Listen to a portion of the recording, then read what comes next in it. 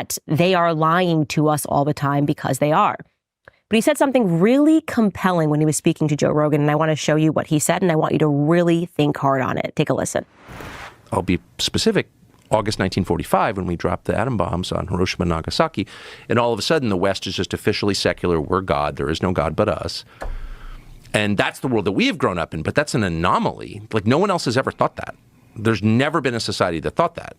Every other society has assumed, and they've had all kinds of different explanations, and the details differ, but the core idea does not differ, never has differed from caves until now, that we're being acted on by spiritual forces at all times. We are being acted on by spiritual forces.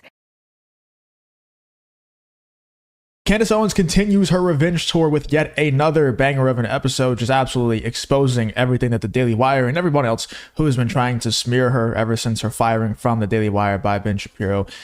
She's been just absolutely destroying all the narratives that everybody is spewing about her. And this episode is no different. It might be the most nuclear episode that we have seen yet from Candace Owens. Let's get into this. Episode 2 of Candace's new show over on the Candace Owens YouTube channel. The Real Reason Why My Show Was Canceled is the title of this video.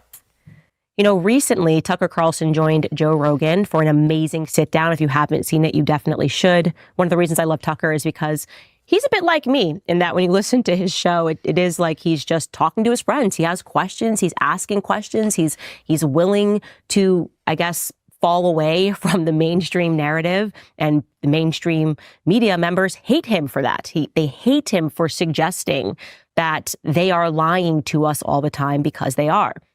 But he said something really compelling when he was speaking to Joe Rogan, and I want to show you what he said, and I want you to really think hard on it. Take a listen. I'll be specific. August 1945, when we dropped the atom bombs on Hiroshima and Nagasaki, and all of a sudden the West is just officially secular. We're God. There is no God but us. And that's the world that we have grown up in, but that's an anomaly. Like, no one else has ever thought that. There's never been a society that thought that. Every other society has assumed, and they've had all kinds of different explanations, and the details differ, but the core idea does not differ, never has differed from caves until now, that we're being acted on by spiritual forces at all times. We are being acted on by spiritual forces at all times. And he is, which, by the way, the Daily Wire, and Candace Owens is going to go into this a little bit here in a second, but the Daily Wire and Ben Shapiro, Jeremy Boring, they took massive offense to what Tucker Carlson said there on Joe Rogan, as well as a couple of other statements that Tucker Carlson made on the Joe Rogan Experience.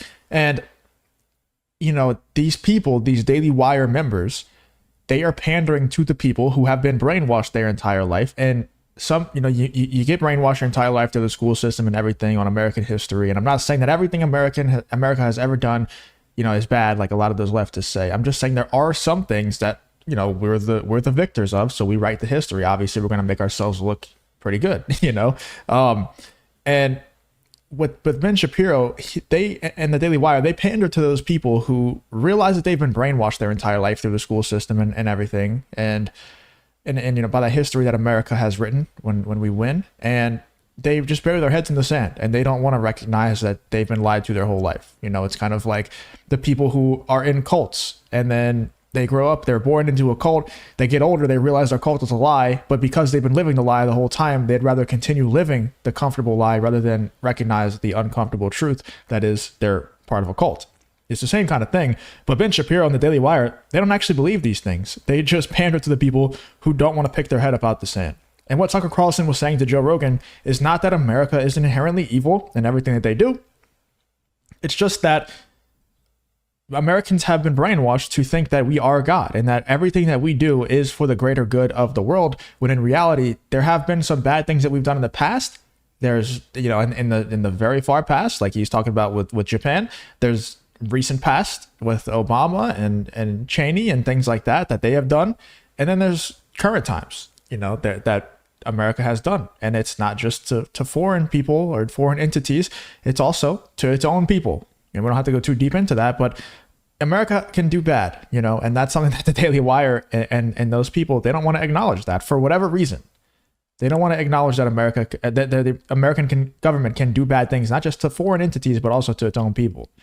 You know, you think back to the lockdown stuff and the jab stuff. They weren't really going against that. In fact, they promoted the jab quite a bit. Anyway, back to Candace Owens. correct. Following the dropping of the atomic bomb, suddenly the West completely changed and we became unique. We became an anomaly in the belief that no, we're the gods now. No. Science is where it's at. Spiritualism, no way. Faith, no way. Well, let me ask you a question. What if the people that gave us that idea very much understood that it was a lie? If it was a psychological effort to make you believe that this was it, that there was no higher power, that there was no such thing as a spirit, well, then it would allow them to impact your spirit repeatedly. I believe very much, I know very much that if you enjoy content like this, then make sure you leave a like and subscribe to the channel. It really does help me out a ton. Let's get back to the video. your eyes and your ears are the window to your soul. You have a soul. And if you are listening to dark music, if you are watching things like pornography or watching violent films, it is impacting your spirit. And the people that introduced those things definitely are aware of that. So basically, the greatest trick the devil ever played was convincing people that he didn't exist, convincing people that God didn't exist. And maybe we are actually being acted upon by people that worship Satan, people that actually are devilish. You know, when I think about what I was hitting upon. By the way, what Candace Owens just said, there's no doubt that that's happening. I think it's kind of common knowledge nowadays, right? Let me know in the comments if you think this or if you think I'm absolutely crazy. But I think a lot of the people, if not most of the people that have significant amounts of power that can dictate how we live our lives on a daily basis, most of them do probably worship the devil. I have to say probably because I don't know for a fact, but like you think of the Bohemian Grove stuff. Like everybody thought Alex Jones was insane until he actually went in and got footage of it. And now other people have also broken in, gotten footage of it. I mean, everything that you see there is just, it screams that, right? It screams like, you know, devil worshiper and things like that. And there's so many powerful people that are involved with that little society. And then you think of like the Epstein stuff, dude, there's so many people that visited that island and who knows what they did there. You know, I think everybody can kind of guess what they did over there, but I mean, how many pieces of evidence do we need? Maybe I'm completely insane, but I don't think what Candace Owens is saying there is a hypothetical or theoretical. I think it's reality. Like, I think it's straight up. The world is run by people who worship bad things for sure.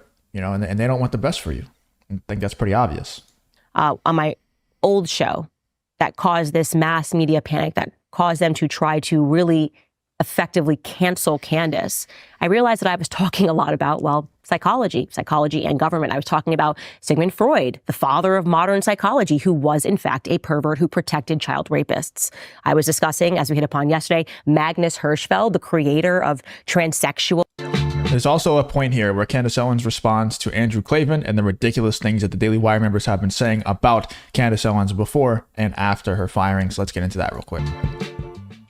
First and foremost, for our promo for the podcast, we did that fun 300 style clip. I'm sure you saw it. It was Christ is King. And I kicked Andrew Klavan down the well. Well, he was a good sport about it. He commented this on Twitter. He wrote, "I missed this while I was gone. I'm glad he shouted Christ is King when he kicked me into the well. Otherwise, I might have taken it as a hostile gesture." Well, I appreciate that. I'm glad you were able to see the humor in it. And yeah, I'm not actually going to kick you down a well because that would be weird. But yeah, that is how I felt about Christ is King. And I just was going to say it. And unfortunately, you were the messenger who had to go down the well. Sometimes you do, in fact, have to figuratively kill the messenger. Next, we have Joe Sand. He says, you know, it does kind of like that. The reason why I wanted to show you that is because Andrew Klavan was so mad at Candace Owens. Candace Owens on her last show brought up how, you know, Andrew Klavan was seething, as well as the other Daily Wire members were seething over tweets that she made back in November. You know, and they brought that up recently as Candace Owens was going through all the controversies. And now that Candace Owens is fired and doing her own thing, he's being a good sport. Like he's laughing along with Candace Owens. He's able to laugh at himself being kicked down a well while Candace Owens is saying Christ is King, which he like that's the phrase that he took massive offense to. He was saying that it's anti-Semitic and all those things. Now he's being a good sport about it. I don't understand that. Is that because he just wanted Candace Owens fired and now that he got what he wants, he doesn't care anymore?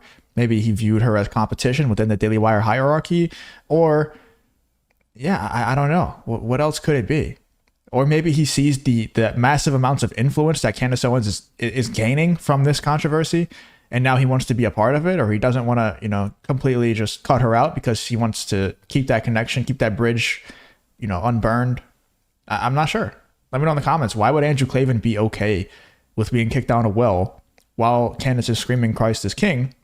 Obviously figuratively, not actually being kicked down a well, but while Candace is screaming Christ is king, when that was the phrase that set off this whole thing, Let me know in the comments. What are you thinking about this new Candace Owens episode of her going into the Tucker Carlson on Joe Rogan stuff, which was a huge controversy within the Daily Wire and their members. They took massive amounts of offense to the things Tucker Carlson was saying on Joe Rogan. Let me know what you're thinking about this whole Candace Owens versus the Daily Wire situation.